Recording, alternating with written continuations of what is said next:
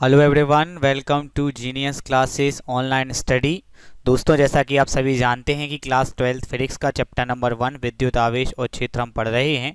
और पिछली क्लास में हमने स्थिर वैद्युत प्रेरण पढ़ा था और अभी हम कर रहे हैं कॉम्पिटिटिव एग्जाम में आए हुए क्वेश्चंस जो स्थिर वैद्युत प्रेरण से आए हैं।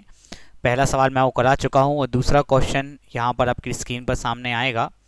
ये देखिए, यहाँ पर लिखा हुआ है कि एक टेबल टेनिस की गेंद पर चालक पदार्थ का लेप चढ़ाकर एक धागे की सहायता से दो धात्विक प्लेटों के बीच लटकाया गया है। तो ये अपने टेबल टेनिस की गेंद है, ये जो आपको दिखाई दे रही है।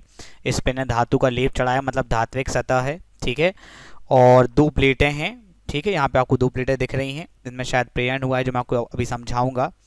और इन प्लेटों को जिसको लटकाया गया है, ठीक है। अब इसको आगे पढ़ते हैं। इसमें लिखा है कि एक प्लेट भू संपर्क मतलब पृथ्वी से कनेक्टेड है। तो मैंने आपको बताया था कि जो निशान होता है ये पृथ्वी से कनेक्टेड का होता है, ठीक है। और दूसरी प्लेट को जोड़ा गया है उच्च वोल्टेज जनरेटर से, ठीक है। तो यहाँ पे मतलब ये जो प्लेट है, यहाँ प्लस बनाया मैंने, यहाँ इसको उच्च वोल्टेज जनरेटर से जोड़ा गया है। अब होगा क्या दोस्तों, उच्च वोल्टेज जनरेटर लगातार इस प्लेट को आवेश देगा और अपन ने मान के चला के धन आवेश देगा। तो देखिए धन आवेश दे रहा है लगातार, ठीक है। तो अब धन आवेश के कारण ये जो प्लेट आपको दिख रही है प्लेट, यहाँ पे निकटवर्ती सिरे पर आएगा ऋण आवेश और दूरवर्ती सिरे पर आएगा धन आवेश। तो सर आपने दूरवर्ती सिरे पर धन आवेश क्यों नहीं बनाया स्थिर वैद्युत प्रेरण के अनुसार?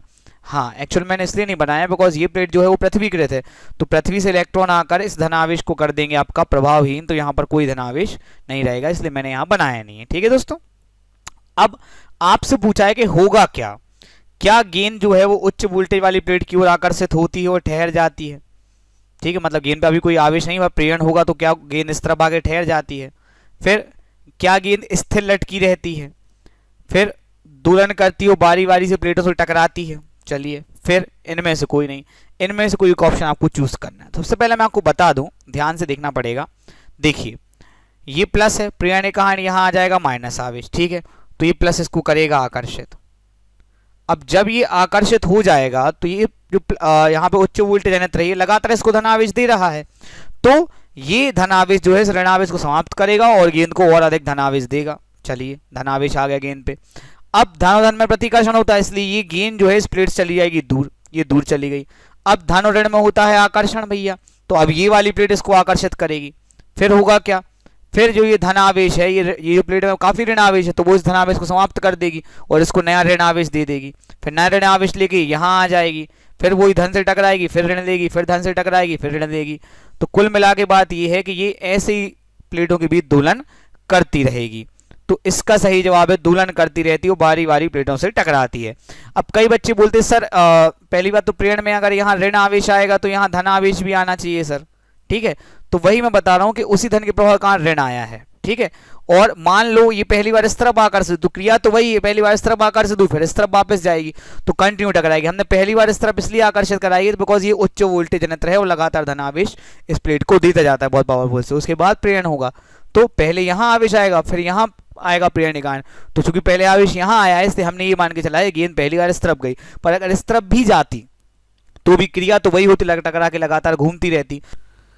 अब दोस्तों मैंने आपको ये क्वेश्चन चूंकि बहुत से समझा दिया है, इसके बाद भी हो सकता है आप लोगों को लग रहा होगा कि सर ने समझा तो दिया है पर शायद ऐसा असल में नहीं होता होगा। ये कॉम्पिटिटिव एग्जाम क्वेश्चन है, इसमें नई नई सोचें होती हैं, तो शायद ऐसा केवल थ्योरेटिकली ही होता होगा, प्रैक्टिकली नहीं होता होगा। तो मैं आपको बता दूं कि प्रैक्टिकली भी ऐसा होता है। हमारे जो फेमस साइंटिस्ट हैं बेंजामिन फ्रैंकलिन भाई, नाम तो सुना ही होगा, इन्होंने इसी कंसेप्ट का उपयोग करके एक घरेलू इंस्ट्रूमेंट बनाया, इसका नाम है फ्रैंकलिन्स बेल। बेल माने आप सभी जानते हैं घंटी होती है। उन्होंने सेम कंसेप्ट का उपयोग करके फ्रैंकलिन्स बेल बनाई थी और फ्रैंकलिन्स बेल जो है वो आप घर में भी बना सकते हैं। तो आप ये वीडियो आगे आने वाला वीडियो देखिए, इससे आपको समझ आएगा कि सर ने जो क्वेश्चन बताया वो केवल थ्योरेटिकल नहीं है, भले कॉम्पिटिटिव एग्जाम में आया है, वो प्रैक्टिकल भी है और प्रैक्टिकली आप फ्रैंकलिन बेल घर पे ही बना सकते हैं। यहाँ पे फ्रैंकलिन बेल बनाने का मैंने आपको एक बहुत सिंपल तरीका बताया है, तो चलिए देखिए और वीडियो एंजॉय कीजिए।